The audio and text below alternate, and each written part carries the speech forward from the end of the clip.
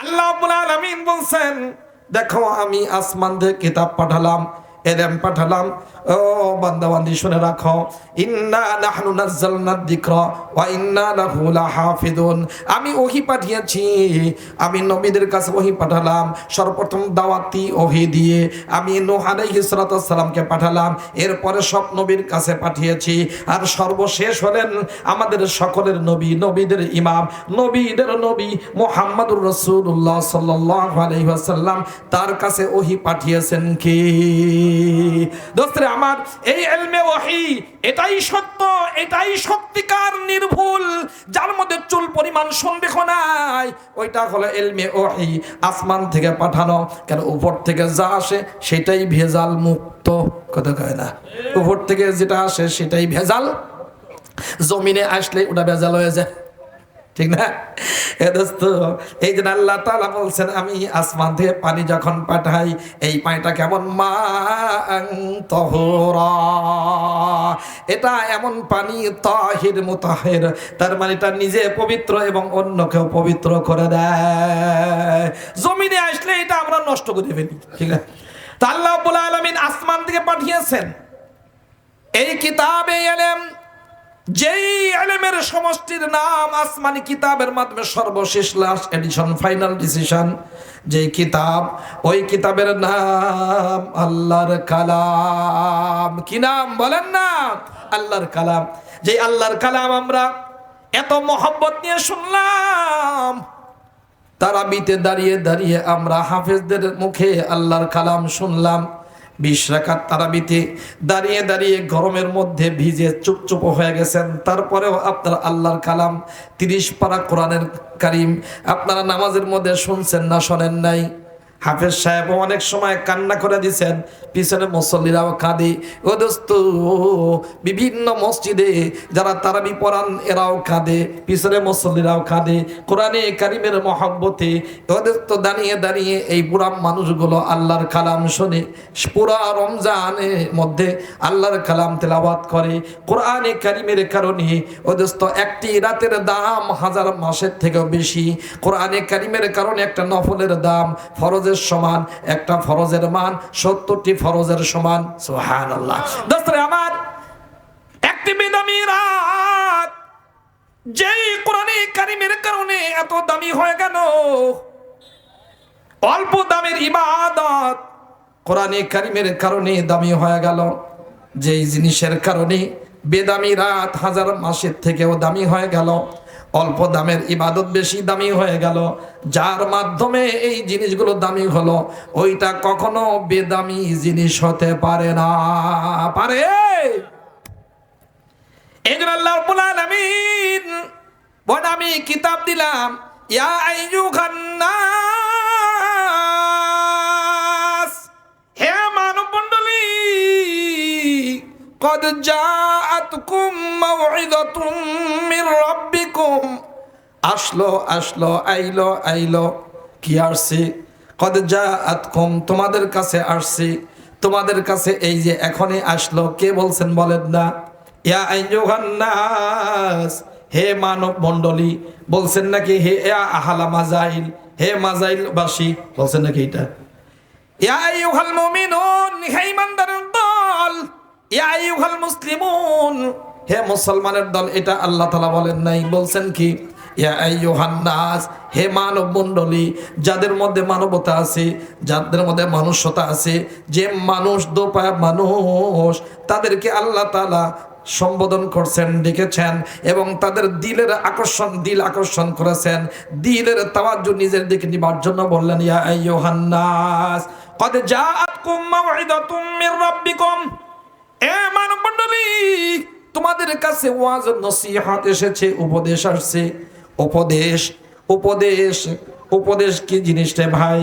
উপদেশ যেই জিনিসের মাধ্যমে মানুষের দিল বিগলিত হয়, মানুষের চোখ দিয়ে পানি এসে যায়, মানুষ ভালো মন্দ শিখতে পারে, বুঝতে পারে, আল্লাহর সাথে সম্পর্ক হয়, সুন্দর একটি পরিবেশ কায়েম হয়, এবং যেই নসিহাতের মাধ্যমে মানুষে প্রীতির সম্পর্ক কায়েম হয়, মহব্বত কায়েম হয়, সৃষ্টির অধিকার সম্পর্কে বোঝে, এইটার নাম হলো মাওয়াইযা। আল্লাহ তাআলা বলেন, দেখো তোমাদেরকে কি পরিমাণ মায়া আমি করি, এই জন্যই আমি শব্দ বললাম মাওয়াইযাতুম মির রাব্বিকুম, তোমাদের রবের পক্ষ থেকে আসছে এই মাওয়াইযা। দোস্ত রে, রব কাকে বলা হয়? রব বলা হয় কোনো জিনিসকে শুরু থেকে নিয়ে শেষ পর্যন্ত সকল মুসিবত বিপদ থেকে বাঁচিয়ে, সকল প্রয়োজন মিটিয়ে, ধীরে ধীরে লালন পালন করে চূড়ান্ত মুহূর্ত পর্যন্ত যিনি পৌঁছে দেন, এই বিশাল সব দায়িত্ব যিনি পালন করেন, তাকে রব বলা হয়। তার মানে আল্লাহ তাআলা আমাদেরকে কি পরিমাণ মহব্বত করেন, এই জন্যই বলছেন কদ জাআতকুম মাওয়াইযাতুম মির রাব্বিকুম। দোস্তরে আমার, আপনারা দেখেছেন যদি কখনো কোনো মানুষ গরু ছাগল লালন পালন করে, আপনাদের এলাকায় এরকম বহু মানুষ আছে না নাই? 3 বছর 4 বছর গরু ছাগল যখন লালন পালন করে, এই গরু ছাগল বড় হওয়ার পর যখন বাজারে নিয়ে যায়, বাজারে নেওয়ার জন্য যখন রওনা করে দেয়, দেখা যায় বাড়ির মেয়েরা চোখ দিয়ে পানি ফেলতে থাকে। কেন? 3-4 বছর এই গরুটা লালন পালন করছে, মায়া হয়ে গেছে। মায়া হওয়ার কারণে বাড়ির মানুষ কাঁদে। যেই কৃষক এই গরুটা বিক্রি করতে নিয়ে যায়, সেও টাকা তো পাইছে, 1 লাখ 1.5 লাখ 50,000 পেয়ে গেছে, কিন্তু আসার সময় কাঁদতে কাঁদতে বাড়িতে আসে। হয় কি হয় না বলেন? নিজের পালন করা এই পশু যখন জবাই করতে যায়, কুরবানি করতে যায়, একদিক দিয়ে কুরবানির ছুরি চলে, একদিক দিয়ে রক্ত পড়তে থাকে, আর একদিক দিয়ে বাড়িওয়ালার চোখ দিয়ে পানি ঝরতে থাকে, পিছন থেকে বাড়িওয়ালার বউ কাঁদতে থাকে, বাচ্চারাও কাঁদে। হয় কি হয় না বলেন? দোস্তরে, কেন হয়? 3-4 বছর একটি গরু ছাগল লালন পালন করার কারণে এই বাড়ির মানুষগুলোর সাথে, পশুর সাথে, জানোয়ারের সাথে সম্পর্ক হয়ে গেছে। এই জন্য এইটা বিক্রি করতে গেলে চোখে পানি আসে, কোরবানি করতে গেলে চোখে পানি এসে যায়। ও দোস্ত, 100 রহমতের মধ্যে 1 ভাগ সারা পৃথিবীর সব সৃষ্টির মধ্যে বন্টন করে দিয়েছেন আমার আল্লাহ। ট্রিলিয়ন ট্রিলিয়ন ভাগের সামান্য পরিমাণ মানুষ পেয়েছে। এই সামান্য প্রীতি, মহব্বত, দয়া, মায়া অন্তরে লালন করে এই জানোয়ারগুলো 2-3 বছর যখন প্রতিপালন করে, এইটা কোরবানি করতে গেলে তার কান্না আসে, বাজারে বিক্রি করতে গেলে কান্না আসে।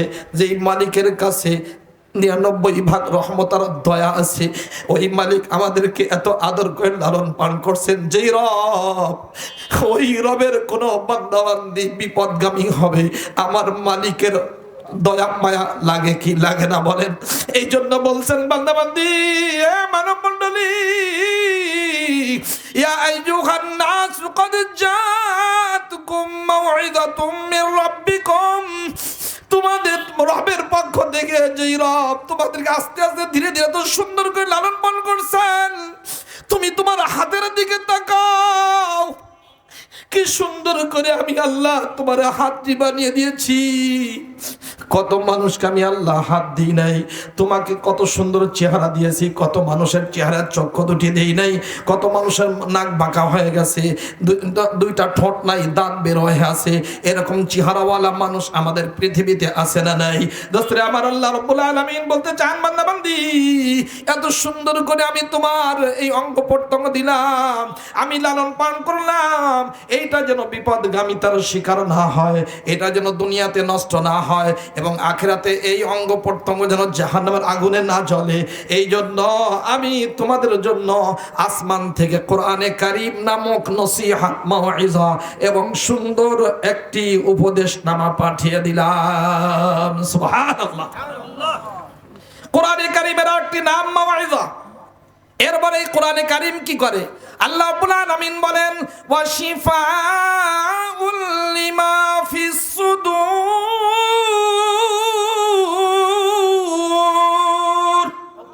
আল্লাহ রাব্বুল আলামিন বলেন, দেখো বান্দা বান্দি, তোমাদের যদি রোগ হয়, আমি আল্লাহ কেমনে এইটা রোগ ভালো না করে থাকতে পারি?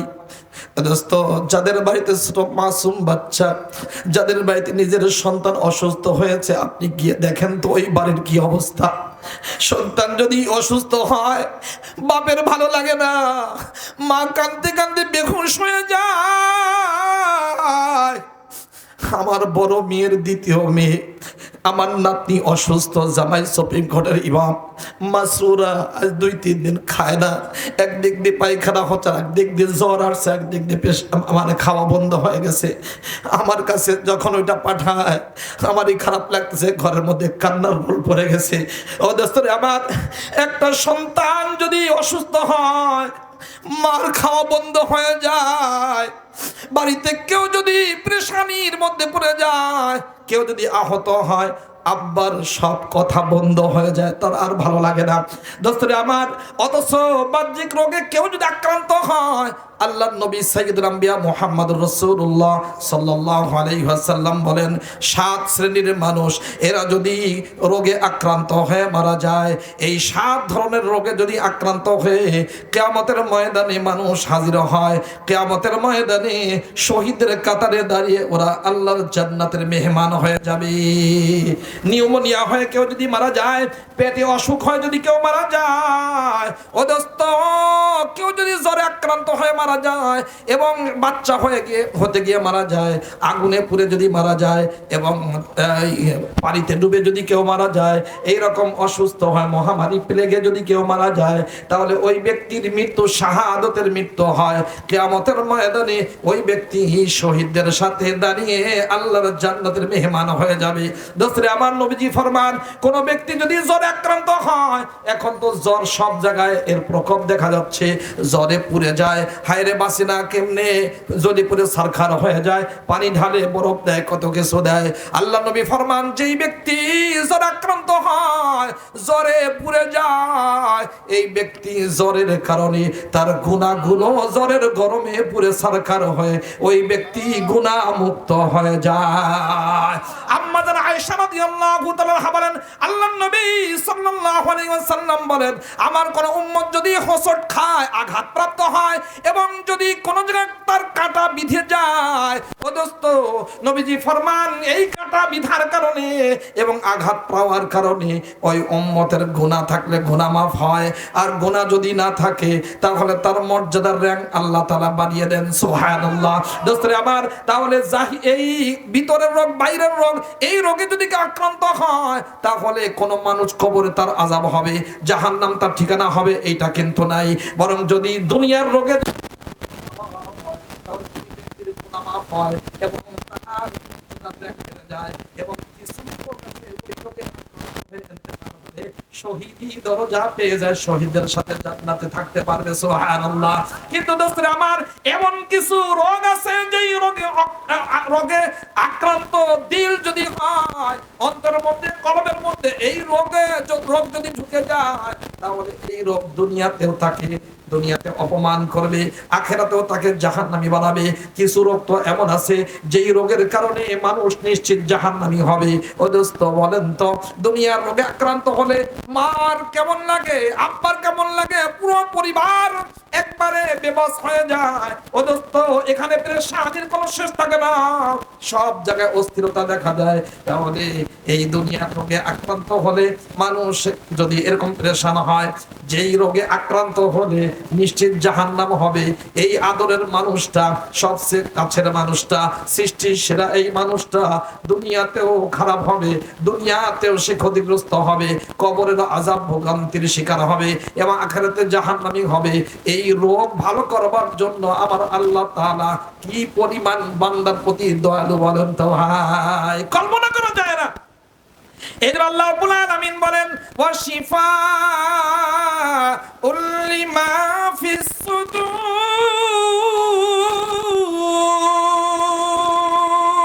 আমি কোরআনে কারীম পাঠালাম বলছিলাম এটা কোরআনে কারিমের আরেক নাম হলো শিফা। শিফা তার মানে হলো অন্তর রোগকে ভালো করে। ও দোস্তের আমার, অন্তরে কি কি রোগ আছে? মিনাল কুফরি ওয়াশ শিরকি ওয়ান নিফাকি ওয়াশ শুবহাত ওয়াশ শুকুকি, তার মানে রিয়া।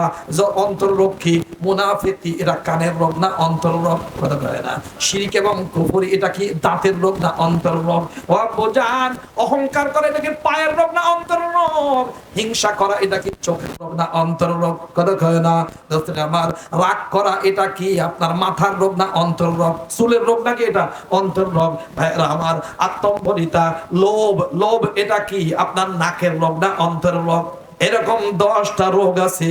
কিছু রোগ এমন আছে মুনাফিকি রোগে যদি ঢুকে যায়, মুনাফিকি যদি অন্তরে ঢোকে, হিংসা যদি ঢুকে যায়, অদস্ত বিশেষ করে মুনাফিকি যদি ঢুকে, কুফরি শিরকি যদি অন্তরের মধ্যে ঢুকে যায়, ওই ব্যক্তির ঠিকানা চিরস্থায়ী জাহান্নাম হয়, কখনো বের হওয়ার কোনো আমার সুযোগ নাই। অদস্ত আবার কিছু রোগ আছে, যদি কেউ হিংসা রোগ নিয়ে কবরে যায়, অহংকার রোগ নিয়ে কেউ যদি কোনো ইমানদার কবরে যায়, কিয়ামতের ময়দানে যারা পরিমাণ পরিমাণ অহংকার নিয়ে কেউ যদি কবরে যায়, আখিরাতে যদি হাজির হয়, ইমানদারকে জাহান্নামে জ্বালানো হবে।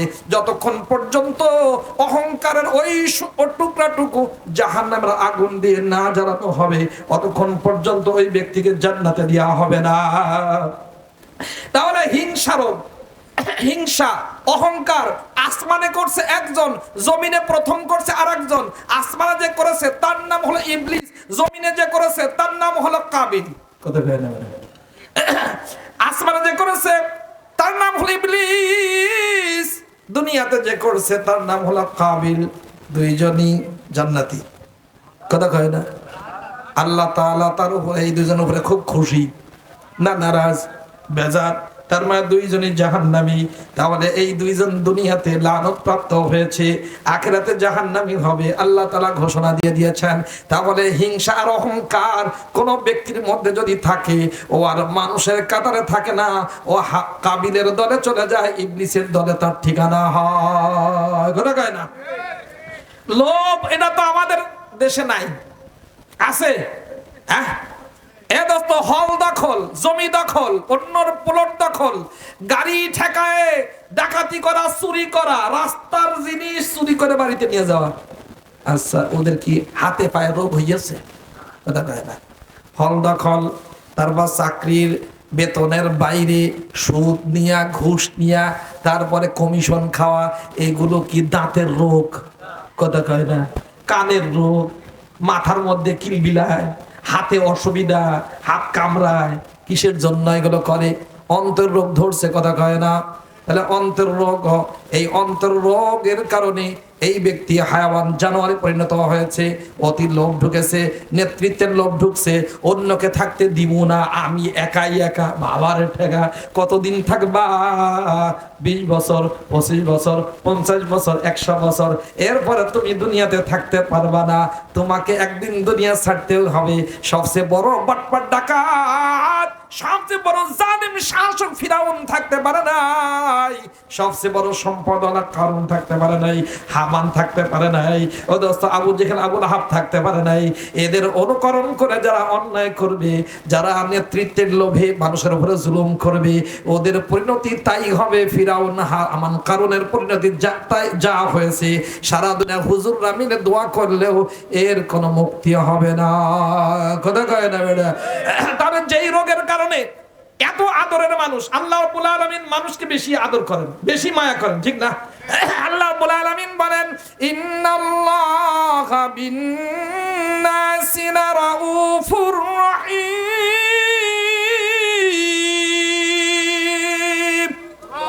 আল্লাহ তাআলা মানুষকে বেশি মায়া করেন, বেশি ভালোবাসেন। মানুষকে যত আদর করেন, ভালোবাসেন, অন্য কোন শ্রেণীকে, অন্য কোন সৃষ্টিকে আল্লাহ তাআলা এত মায়া করেন না, ভালোবাসেন না। এই মানুষগুলো রোগে আক্রান্ত হয়ে এরা যেন জাহান্নামী হয়, দুনিয়াতেও যেন অশান্তিতে থাকে, আখিরাতেও জাহান্নাম ঠিকানা হয়। এটা সবাই চাইলেও বানানেওয়ালা আমার মালিক কখনো চাইতে পারেন না। এই জন্য আসমান থেকে আল্লাহ রাব্বুল আলামিন কোরআনে কারীম পাঠিয়ে দিলেন শিফা হিসাবে, আরোগ্য ঔষধ। এটা এমন ঔষধ, অব্যর্থ ঔষধ, যেটা কখনো ব্যর্থ হয় না। এই ঔষধের মধ্যে চুল পরিমাণ সন্দেহ নাই। এই ঔষধ সেবন করলে অধস্থ ছাত্র দল, যুব দল, ছাত্রলীগ, যুবলীগ, আরো যত ধরনের মানুষ আছে, সব মানুষগুলো আবু বকর ওমরে পরিণত হয়ে আমার দেশ, আমার পৃথিবী সবচেয়ে জান্নাতি পরিবেশে রূপান্তরিত হবে। কি বলেন ঠিক কিনা? তাহলে আমরা আল্লাহর পক্ষ থেকে আল্লাহ তাআলা আদর করে দিলেন ওয়াশিফাউল লিমা ফিস সুদূর। এই কোরআনে কারীম হলো শিফা। এই কোরআনে কারীম যেটা আগ্রহ নিয়ে মহব্বত নিয়ে আমরা শুনলাম, ওই কোরআনে কারীমের আরেকটা নাম হলো হুদা। কি নাম বলেন না? হুদা মানে যেটা পথ দেখায়। কি দেখায় বলেন না? পথ দেখায়। এক পথ আছে ডাইনে, ওখানে ডাকাত বড়া, আর একটা আছে বামে, ওখানে চোর বাটপার ছিনতাইকারী আছে, কথা কয় না। আর একটা আছে পিছনে শয়তান ওত পেতে আছে, ওটা গর্ত। আর সামনে সোজা রাস্তা, যেটা শান্তির রাস্তা, এটা হলো জান্নাতের রাস্তা, নিরাপদ রাস্তা, বাড়ির রাস্তা। কোনো চোরও নাই, ডাকাতও নাই, বাটপার কেউ নাই। আপনারা কোনটা চান? হ্যাঁ, ডাইনের রাস্তা যেখানে ডাকাত আছে, বামের রাস্তা যেখানে ছিনতাইকারী আর চোর আছে, এই রাস্তা আপনারা চান? কথা কয় না। তাহলে সুন্দর রাস্তা যে জিনিস দেখায়, যার মাধ্যমে আল্লাহ তাআলা দেখান, ওইটার নাম আল্লাহর কালাম। কি নাম? হুদা। আর কি আরেকটা নাম? ওয়া রাহমাতুল লিল মুমিনিন।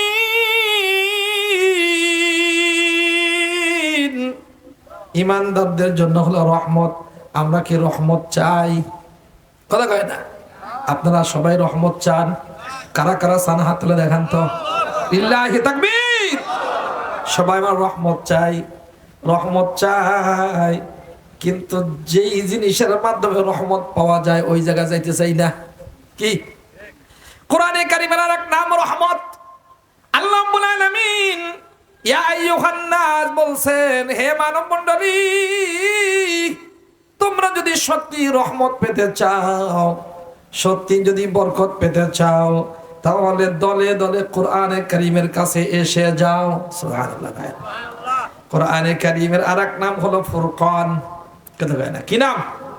ফুরকান মানে ভালো মন্দর মধ্যে পার্থক্য করে দেয়, সাদা কালোর মধ্যে পার্থক্য করে দেয়, ন্যায় অন্যায়ের মধ্যে পার্থক্য করে দেয়, কোনটা দুর্গন্ধ কোনটা সুগন্ধ এটার মধ্যে পার্থক্য করে দেয়, কোনটা আমার জন্য কল্যাণের কোনটা অকল্যাণের, কোনটা দুধ কোনটা মুত এটার মধ্যে সাপ পরিষ্কার করে দেয়। ও দোস্ত, যেই জিনিস ভালো মন্দ স্পষ্ট হয়, এই জিনিস আমাদের দরকার আছে না নাই?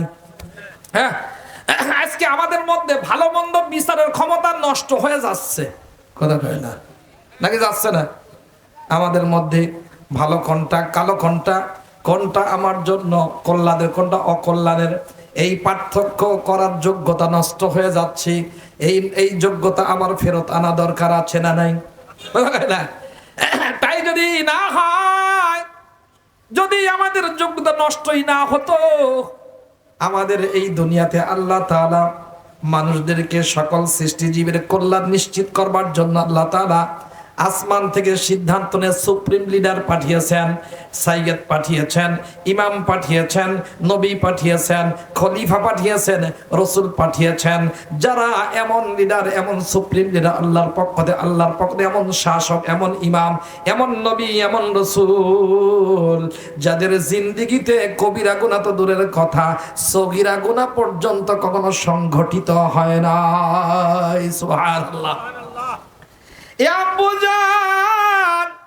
যেই নবী রাসূল আমাদেরকে নেতৃত্ব দিয়ে এই দুনিয়াবাসীকে এমন মহা সুন্দর সত্যের দিকে নিতে চেয়েছেন, দুনিয়াটাও যেন জান্নাতি পরিবেশে রূপান্তরিত হয়, আমরা যেন আল্লাহকে পেয়ে যাই, আমরা যেন নিশ্চিত জান্নাতি হয়ে যাই, এমন সব কিছু দেখাবার জন্য এবং পথ দেখাবার জন্য আল্লাহ তাআলা আমাদেরকে ইমাম দিয়েছেন, নেতা দিয়েছেন, লিডার দিয়েছেন এবং নবী দিয়েছেন, রাসূল দিয়েছেন। না দেন নাই? ওই নিশ্চিত নিষ্পাপ নবী রাসূল এদেরকে বাদ দিয়ে এমন মানুষকে যখন আমরা সামনে আগে বাড়িয়ে দিচ্ছি, যাদের নিজের 3.5 হাত বডির মধ্যেই আল্লাহর নাফরমানিতে ভরা। কথা কয় না? হ্যাঁ, যেই ব্যক্তি আল্লাহ দিয়া 3.5 হাত বডি এর উপরে খিয়ানত করে, চেহারার উপরে জুলুম করে এবং হাতের উপরে জুলুম করে, নিজের অঙ্গ প্রত্যঙ্গের উপরে এইটা দিয়ে খিয়ানত করে, নিজের 3.5 হাত বডির মধ্যে আল্লাহর হুকুম বাস্তবায়ন করে না, যেই ব্যক্তি নিজের 3.5 হাত বডির মধ্যে ক্ষমতা তারা চালাতে পারে না, যে খিয়ানত করে, আল্লাহর নাফরমানি করে, গুনাহ করে, পাপ করে, যে নিজের সুন্দর এই বডি আল্লাহর দিয়া নিয়ামত এইটার মধ্যে নিজে ক্ষমতা চালাতে পারে না, একে যদি জাতির কোনো নেতৃত্বে দেওয়া হয় তাহলে সে জাতির সম্পদ বাইরে পাচার করবে, চুরি করবে, ঠেকানো যাবে না। আজকে এই পার্থক্য মুসলমান সামান্য দুনিয়ার অস্থায়ী স্বার্থের মোহে পড়ে ভুলে গেছে। এখন এইটা যদি নিশ্চিত আমি বুঝতে চাই, জানতে চাই এবং এই পার্থক্য যদি করতে চাই যে কোনটা ভালো, কোনটা কালো, কোনটা ন্যায়, কোনটা অন্যায়, কোনটা কল্যাণের, কোনটা অকল্যাণের, এইটা যদি পেতে চাই আল্লাহর পাঠানো কোরআন নামক ফুরকানের কাছে আসতেই হবে। দ্বিতীয় কোনো জায়গায় গেলে কখনো আমাদের এই ভালো মন্দ বিচারের ক্ষমতা আসে নাই, আসবে না। কি দোস্তরা আমার, কোরআনে কারিমের একটি নাম তাযকিরা। কি নাম বলেন না? তাযকিরা, যিকর, জিকির, তাযকিরা। তাহা মা আনজালনা আলাইকাল কুরআন লিতাশকা ইল্লা তাযকিরাতাল লিমান ইয়াখশা। তাযকিরা মানে কি? Visa ticket. কি ভাই বলেন না? ভিসা টিকেট ছাড়া কি নিজের কাছের দেশেও যাওয়া যায়? কথা কয় না? কে এত সম্পর্ক, স্বামী স্ত্রী সম্পর্ক, তাও যাওয়া যায় না। মানুষ গেলে মারিয়ে ফেলে আর ছাগল গেলে পাঠায় দেয় খালি, ঠিক না? ওরে আল্লাহ, তাহলে ভিসা টিকিট ছাড়া নিজেদের বন্ধু দেশেও যাওয়া যায়? হ্যাঁ, ভিসা টিকিট ছাড়া আমাদের যে আভ্যন্তরীণ যে বিমান আছে ওদের তো ডোমেস্টিক, এখানেও যাওয়া যায় না। বাইরের দেশেও ভিসা টিকিট ছাড়া যাওয়া যায়? যাওয়া যায়? তাহলে আমরা যদি সত্যি শান্তির ঠিকানায় পৌঁছতে চাই, যদি আমরা কল্যাণ পেতে চাই, আল্লাহ রাব্বুল আলামিনের কাছে যদি যেতে চাই, যদি জান্নাত নামক মহা সম্পদ, মুলকান কাবীরা, বিশাল রাজত্ব যদি পেতে চাই, তাহলে আমাদের একটি টিকিট দরকার, ভিসা দরকার। ওই টিকিট ভিসার নাম হলো কোরআনে কারীম, তাযকিরা।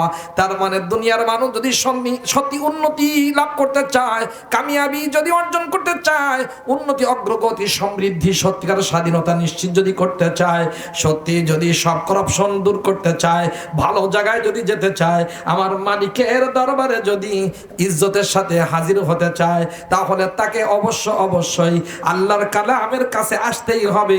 এটা ছাড়া দ্বিতীয় কোনো রাস্তা খোলা নাই। কি? যেই কোরআনে কারীম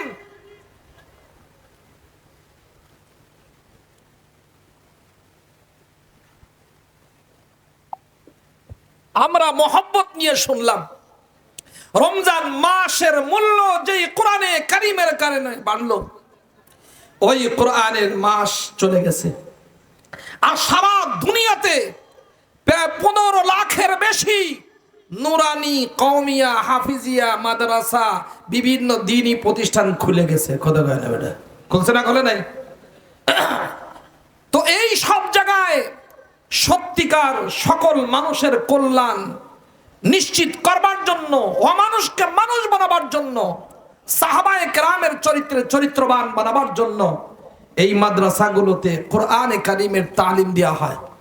এমন একটি সুন্দর কোরআনে কারীমের ভালো একটি জায়গা আপনারা এখানে দিয়েছেন। সেই কোরআনে কারীমের মার্কাজ, কোরআনে কারীমের আলো দানের একটি সুন্দর লাইট হাউস আপনারা খুলেছেন। যারা এখানে ইনভলভ হয়েছে, যারা এখানে নিজেদের শ্রম, নিজেদের পরামর্শ জমি দিয়ে বিভিন্নভাবে সহযোগিতা করছেন, এদের থেকে ভালো মানুষ আসমানের নিচে জমিনের উপরে আর হতে পারে না। হাকিম মুহাম্মদ মুজাদ্দিদুল মিল্লাত শাহ শাফিঈ থানভী রাহমাতুল্লাহ লিখেছেন, বলেছেন যে দুনিয়াতে যত দানের খাত আছে, দিলে সওয়াব হয়। মাদ্রাসা যেখানে কোরআন পড়ানো হয়, শিখায়, এর থেকে ভালো উন্নত মানের সওয়াবের খাত আর আসমানের নিচে জমিনের উপরে দ্বিতীয়টি নাই। এজন্য এখানে মাদ্রাসা হইলে আমরা সবাই খুশি না বেজার? যেই কোরআনে কারীম আমরা মহব্বত নিয়ে রমজান মাসে শুনলাম, ইতিকাফ করলাম, তারাবিতে শুনলাম, ওই কোরআনে কারীমের মাস চলে গেছে, কিন্তু কোরআনে কারীমের প্রতিষ্ঠান সারা পৃথিবীতে খুলে গেছে। আমি ইফতেতাহে মজলিস থেকে, উদ্বোধনী মজলিস থেকে উঠে এখানে রওনা করে আসছি। আবার কালকে পরশু তরশু সব জায়গায় সারা দুনিয়াতে এই মাদ্রাসাগুলো সব খুলে গেছে এবং সেখানে বুখারী শরীফের সবকের উদ্বোধনের মাধ্যমে কোরআন সুন্নাত তালিমের এই ইফতেতাহ এবং উদ্বোধন হবে। ছোট বড় বিভিন্ন মাদ্রাসা, এটা হলো উম্মতের সত্যিকার এটা আলোকিত হওয়ার স্থান। আমাদের বড়রা বলছেন, মাওলানা আমিনুল ইসলাম সাহেব রহমাতুল্লাহ আলাইহি বলতেন যে এটা হলো জান্নাতের ওয়েটিং রুম। মসজিদের মাদ্রাসা কি ভাই বলেন না? জান্নাতের ওয়েটিং রুম। ওয়েটিং রুম বোঝেন? সব চেকিং হয়ে যায়, একবারে সুন্দরভাবে ধরায় দেয়, বোর্ডিং কার্ড, এখনো দরজা খুলবে আর বিমানে উঠবে চলে যাবে। এই মাদ্রাসা মসজিদ হলো জান্নাতের ওয়েটিং রুম। আমরা যদি সত্যি জান্নাতে যেতে চাই, মাদ্রাসা মসজিদের সাথে বেশি বেশি আমাদের নিজেদেরকে জড়াতে হবে, এখানে আসতে হবে। রাজি আছেন ইনশাআল্লাহ? আছেন না ইনশাআল্লাহ? তো এখানে চোখের পানি পড়বে, দ্বীনি কথাবার্তা হবে, এরকম মজলিস হবে যেখানে সত্যিকার তালিম হবে। আমার মনে চেয়েছিল হযরত যেহেতু এখানে জিকিরের তালিম দিয়েছেন,